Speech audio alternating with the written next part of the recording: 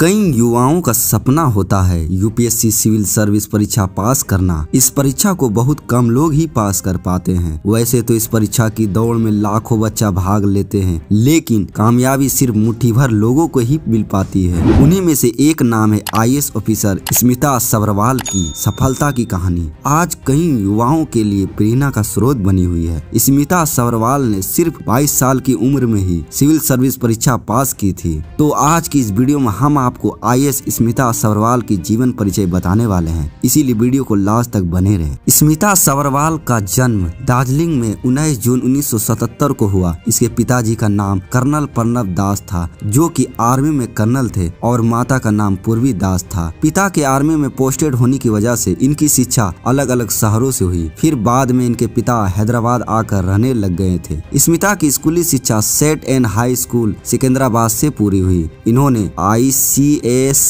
परीक्षा में Indian level पर टॉप किया था। इसके बाद हैदराबाद के Saint Francis college for women से कॉमर्स में ग्रेजुएशन किया। ग्रेजुएशन करने के बाद स्मिता सिविल सर्विस परीक्षा की तैयारी में जुट गई और दूसरे प्रयास में ऑल इंडिया रैंक चौथा स्थान प्राप्त किया। उस वक्त उनकी उम्र सिर्फ 22 साल थी। स्मिता सभरवाल ने अपने बैचमेट और 2001 बैच के IPS ऑफिसर डॉक्टर अकुन सरवाल से साल 2004 में शादी की। इनके 2 बच्चे हैं, एक बेटा ननक और एक बेटी भुवी सभरवाल है। स्मिता शुरुआत से ही पढ़ाई में टॉपर थी। कक्षा 12वीं में टॉप करने के बाद पिताजी ने सिविल सर्विस में जाने के लिए इच्छा जताई। स्मिता ने ग्रेजुएशन के बाद सिविल सर्विस परीक्षा की तैयारी में जुट गई। अपने पहले ही प्रयास में स्मिता नाकाम रही, जिसमें प्रीलिम्स एग्जाम भी पास कर नहीं पाई, लेकिन स्मिता ने हार नहीं मानी और पढ़ाई में लग गई। स्मिता रोजाना 6 घंटा पढ़ाई करती थी और पढ़ाई के साथ साथ कुछ समय स्पोर्ट एक्टिविटी के लिए भी निकला करती थी। दूसरे प्रयास में अपनी मेहनत के दम पर